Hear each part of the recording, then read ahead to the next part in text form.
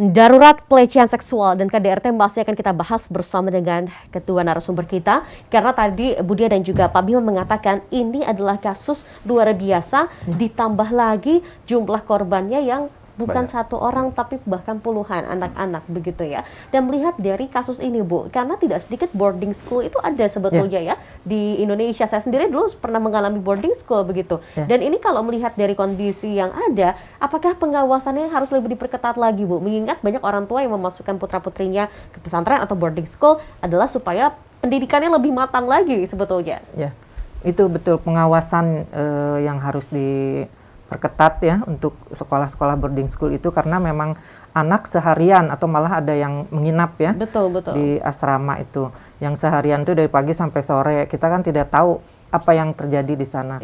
Nah, mungkin untuk pencegahan ya kita sebagai orang tua harus terbuka kepada anak dan berkomunikasi dua arah ya dengan anak tentang apa yang sudah mereka kerjakan di sekolah, apa saja. Mungkin dari situ biasanya kita jadi tahu apakah ada sesuatu hal yang berbeda dari anak dari biasanya.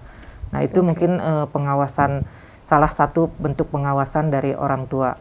Juga dari masyarakat juga seharusnya seperti yang kasus yang sedang ramai ini, karena itu sudah lama terjadi kan, tapi baru terungkap beberapa tahun kemudian. Nah, mungkin di situ juga peran masyarakat ya, Anda melihat keanehan, harusnya kita ada rasa ingin minimal tahu berani lapor ya, dan melaporkan bahwa mereka ada kecurigaan tentang suatu boarding school itu atau apapun itu namanya.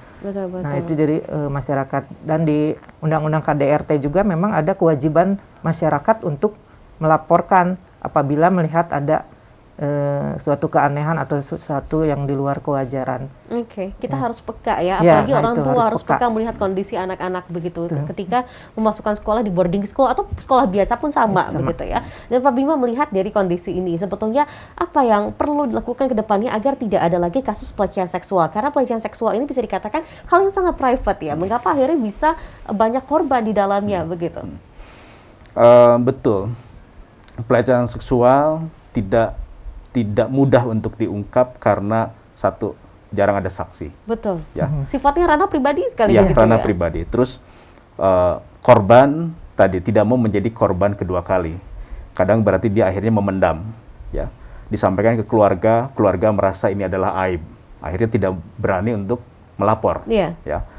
Ini tadi kembali masyarakat. Ya, kalau masyarakat melihat bahwa ini adalah kejahatan, ya, masalah aib dan segala macam itu adalah dihilangkan, gitu ya. Jadi bagaimana melakukan pencegahannya banyak.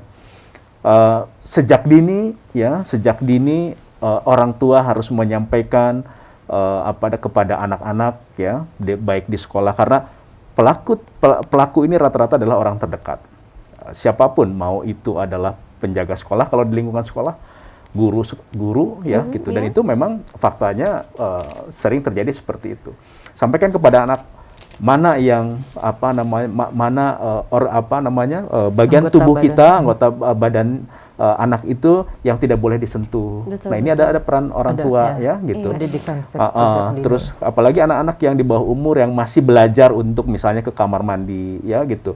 Kalau misalnya buang air, apakah boleh nggak nanti kalau misalnya ceboknya dibantu sama Pak Guru, sampaikan tidak boleh. Harus bisa sendiri. Harus bisa sendiri. Atau kalaupun belum bisa, ibu guru. Jadi perempuan sama ibu guru. Nah, fenomena yang paling banyak juga sekarang adalah sesama jenis. Itu juga harus disampaikan, ya gitu. Jadi anak-anak laki-laki juga sampaikan. Kalau misalnya ada oknum-oknum orang terdekat, guru atau penjaga sekolah ya gitu, atau siapapun yang meraba-raba anggota badannya dia gitu, ya kita harus melakukan tindakan anak itu ya, bisa dengan teriak, melawan ya gitu. Itu harus disampaikan sama orang tua. Itu salah satu pencegahan sederhana ya di anak-anak gitu teh. Oke, baik. Dan ini kalau melihat dari kasus pelecehan seksual ya Ibu, regulasi yang sebetulnya sudah dimiliki oleh pemerintah saat ini, apakah cukup melindungi? Atau sebetulnya Komnas PA juga merasa ada beberapa poin lain yang perlu mungkin diperdalam lagi dari sisi produk hukumnya? Mungkin Pak Bima juga boleh menanggapi. Kalau dari produk hukumnya sebetulnya sudah cukup. Sudah cukup. Tinggal implementasinya, Oke. penegakannya dari mulai hulu ke hilir, ya. Dari mulai misalnya kalau ada kasus dari penyidikan kepolisian, penuntutan di kejaksaan, ya, sampai dengan vonis di pengadilan. Ini harus sinergi. Gunakan produk hukum itu. Jangan takut. Jangan takut. Masyarakat justru mendukung aparat penegak hukum ya untuk melakukan tindakan hukum yang setimpal, yang seberat-beratnya buat pelaku kejahatan seksual, khususnya terhadap anak.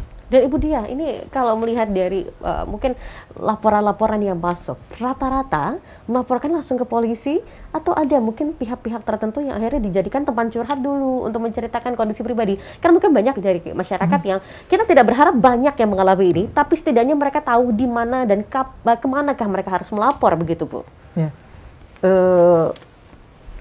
Pertama sih kalau kita sendiri, kami sendiri dari Komnas Perlindungan Anak membuka hotline pengaduan. Hotline pengaduan. Hotline pengaduan. Mungkin yang tidak berani melapor biasanya ada juga beberapa yang melapor pada kami dulu, lalu kami dampingi untuk melapor. Karena ya itu tadi kalau melapor langsung sudah ada ketakutan di awalnya.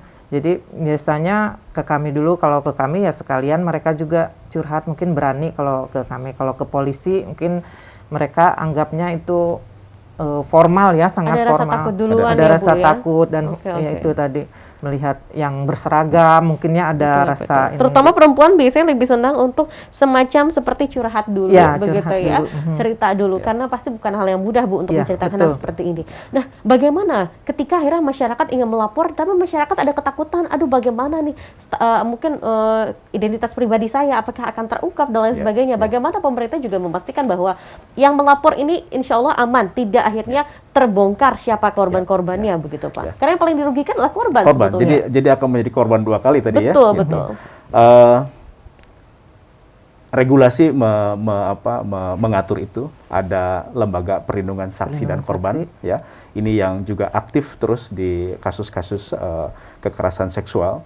Kami juga di Komnas Perlindungan Anak juga sama, ya. Justru yang harus kita lindungi adalah identitas si korban ya, betul.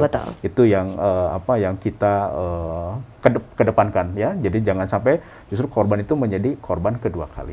Jangan sampai menjadi korban kedua kali. Tadi terkait regulasi, kami berjuang bertahun-tahun ingin meningkatkan ya dalam proses penyidikan ini di pihak kepolisian untuk meningkatkan status penyidik PPA ini, penyidik perempuan dan anak ini menjadi lebih tinggi. Dan alhamdulillah saat ini Pak Kapolri ya sudah ada lampu hijau untuk menjadikan PPA ini menjadi salah satu direktorat. Nah, jadi tadi bicara kekerasan seksual extraordinary crime ini tingkatannya sekarang penyidiknya sudah benar-benar penyidik khusus. Penyidik khusus. Gitu, kita berharap ya pemirsa bahwa apa yang terjadi terhadap sejumlah korban ini akhirnya tidak bertambah lagi. Tapi yang paling penting adalah bagaimana kesadaran dari masyarakat untuk berani bicara, berani untuk melaporkan ketika ada hal-hal yang mengganggu baik itu sisi seksual maupun juga fisik kita dari orang-orang terdekat, begitu ya. Dan kita berharap Pak Bima dan juga Ibu Dia bisa semakin terus berjuang ya Bu. Banyak banget mungkin PR ke depan ya yang harus dilindungi juga semakin banyak, terutama perempuan dan anak di Jawa Barat. Dan kita yakin Komnas PA juga punya segudang langkah untuk bisa melindungi para perempuan dan juga anak di Jawa Barat khususnya. Terima kasih Bu Dia dan juga Pak Bima sudah hadir hari ini dari Komnas Perlindungan Anak ya. Dan kita berharap bahwa ke depannya masyarakat juga dengan menyaksikan perbincangan kali ini menjadi tahu bahwa ternyata penting sekali untuk menjaga manajemen kolbu dan juga manajemen emosi kita sehingga tidak melakukan kekerasan verbal maupun fisik terhadap orang-orang terdekat kita. Dan perbincangan tadi sekaligus penutup perjumpaan kita dalam Ayu Syabar kali ini. Saya Balsa Putri bersama kerabat kerja bertugas mengucapkan terima kasih atas perhatian Anda. Selamat melanjutkan aktivitas dan sampai jumpa.